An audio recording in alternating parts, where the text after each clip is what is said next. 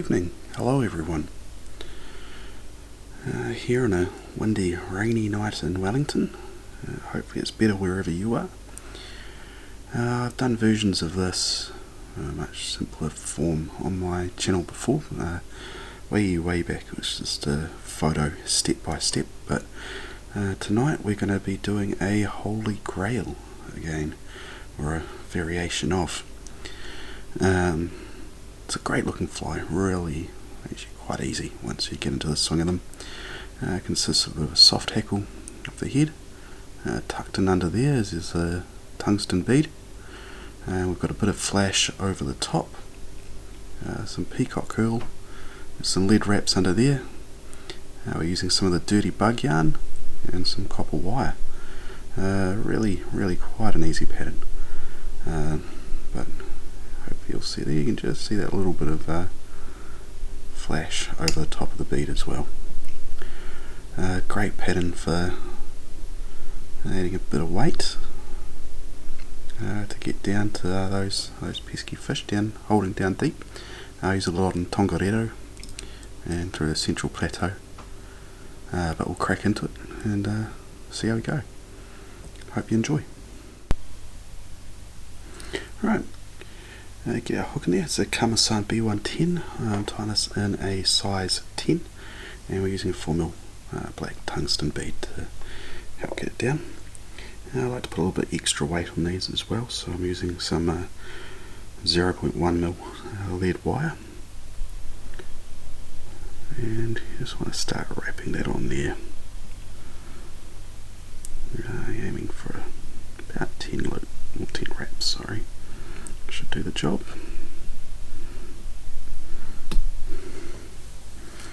Just snap that away.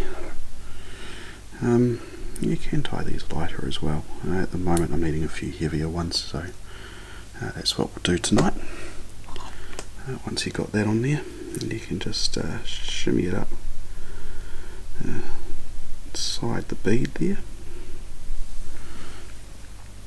and we'll get our thread going.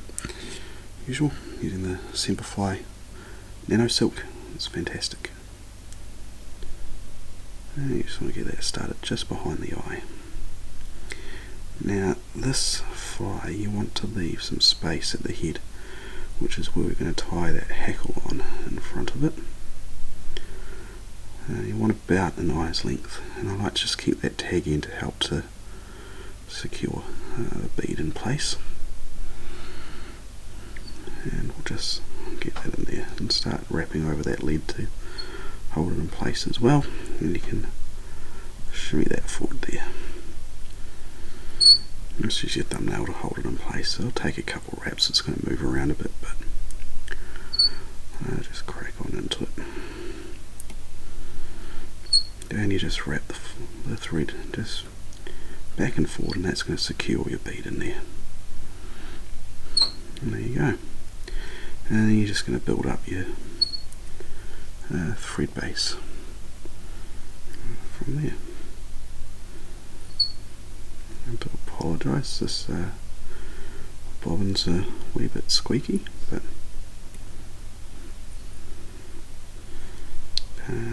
hopefully it won't be too annoying for you. And get rid of your tag end, or get into the rest of it. Right, next up, I'm going to put some copper wire for ribbing in there. Just using a 0.1mm copper wire from Semperfli.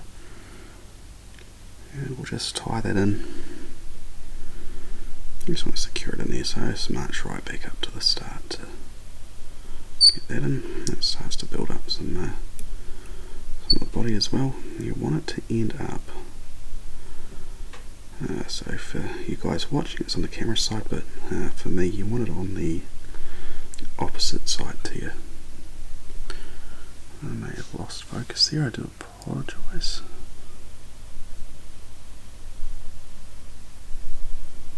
Hopefully that's a bit better for you. And just get your thread back up to the start there. Right, next step. We're using the dirty bug yarn. Makes it nice and quick. It comes out in a thread, or a 2 strands in there. And what I like to do is just try to find where it starts here, and you can actually unravel them from each other, and you'll end up with 2 strands. Now, this is a pale olive colour, or officially, I'm not quite sure how to say it, it's a Rhyacophila. But it's a great colour for those sort of pale olive caddis. And we're just going to secure that in there. Nothing overly complicated here. Nice and simple. And then we just get that back up so we can secure it once we've finished wrapping it up the body. Trim off the tag end. And then we're just going to wrap it. And you do want to be a little bit gentle here. This stuff with what's handy, you can split it down into the 2. It can sort of, once you've got it down, start to break away a bit, but as long as you're gentle and don't tug on it, it's still hard. You're firm but fair, I guess. I just want to move that up until you get right up to the top. You want to leave some room for your flashback, and we'll just tie it in there just in the nick of time, because I don't know exactly what I said to be wary of, but it's alright. You can of course keep it all together. It's going to give you a fatter body, but I prefer keeping it like this, and just to get rid of the little bits and bobs. And then, as with any other ribbing, just march this forward. I apologise if it's not as tight as it could be. It's just a bit of a funny angle filming here, but I'll put a photo of one of the other ones up and you'll see how we do. You just want to keep that ribbing kind of, not kind of, you want to keep it as even as you can, just space it out so it just gives that segmented look. And just slowly bring it forward, or quickly as you get better at it. And it's just about keeping that spacing until we get to the top, and you'll be able to tie it off. Presto. And as I see, another one's because this wire's thin, and you just ping it off. It just comes away. There we go. Right, next step is to add some flash. It's like a wing case. You can also use pheasant tail or whatever else you usually use for your wing cases. I'm using the Semperfli flat Mirage Tinsel, 1/32 of an inch, or 0.8mm for this one, and the colour is Mirage. Let's take off a strand, and it's all got those purpley blues and pinks and what have you in there, and we'll just tie that on so it's right on the very tip top pinnacle of the hook shank. And just get that in there, and you can get rid of that little tag end, or there it is, easy as. Right, and now onto one of my favourite materials, is the Peackock Herl. Just love those greens, and I've got 3 herls here, and you're just going to tie them in again just over the top. Very any caddis pattern, which they're a great impersonation of. I like to look for contrast, so light through that body part. As you go into the head, we're getting darker, and if you look at the real things, that's what they look like. A pale body into a dark head. Now you're just going to wrap these around, and I like to use my thread as a bit of a guide for it. I get a better result. Just every couple of wraps there, pull your thread forward with it, and just keep on going forward until you get to that bead again. And you can see we're getting that lovely contrast through. And I'll just get a few wraps. Actually, that turns out to be enough. And there we go. Stay like that. I'm not liking the way it looks. Okay. We've got that peacock body. I'm just going to do this next step very quickly. While we're on a roll, get rid of the rest of the peacock you don't need. And then from here,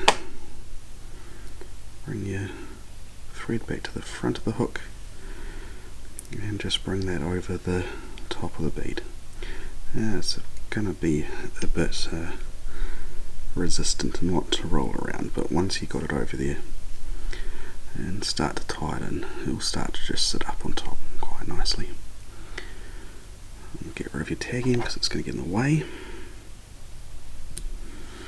And then we're just going to secure that in a bit more. It'll be a bit hard to tell from where you guys are watching, but that's just sitting nicely over the top of it. I'll try to tilt it, hopefully I won't muck this up too much, but you can just see it there on top of the bead. And that's just going to give it that little bit of flash as it drifts down through the water. And on to our last one. The last little step. Right, and for the soft hackle, you can use Partridge. I really like these soft hackles from a hen saddle patch, and when you take them off, you'll see got all that fluffy junk on there. You just want to peel that away. You don't need it. Alright. Now you'll see got a natural sort of curve to it. If I can hold it right, there you go. And get that curve facing there. Grab it by the tip and pull out the feathers that you need. And then these bottom ones, you don't need them. Get rid of them. It just gets way too heavy on the soft hackle. I find leaving them there, and so you're going to end up with that. From there, really is just like any other soft hackle, except you're tying it in front of that bead. So it can take a little bit of manipulating to try to get it where you want it. Once it's there, just get it secure up and behind the bead. Get rid of this little unnecessary part there, and we'll wrap around. I use the hackle pliers. I find they make my life a bit easier. Just have that little bit more control. You just want to make sure that the feathers got those sticking out 90 degrees from the stem. And we're just going to wrap it around. Just keep preening it back like you would. It's going to stick up a bit, almost vertically over there, but once we tie it all in, we can get it pointing back in the right way. But just keep fluffing it out so it spreads evenly around the hook shank. And once we're there, we can tie this in.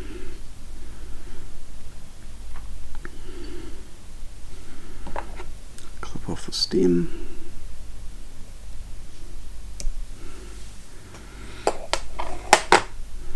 I just stroke them back there, back where we want them.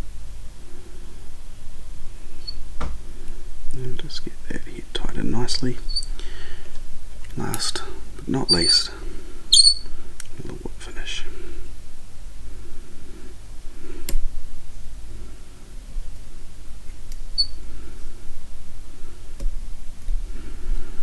And there we go.